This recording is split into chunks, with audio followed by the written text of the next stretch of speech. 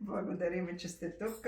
Все така да се събираме и на по-голяма маса. И на новото небе да не липсва никой.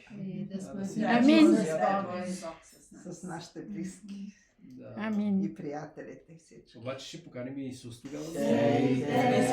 Сеячи доброто, засявайте младата нива у нас.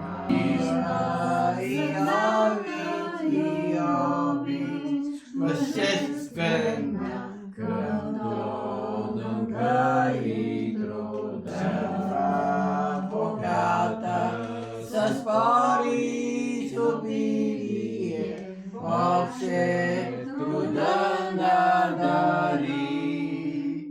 Честно и славно е Твоето усилие.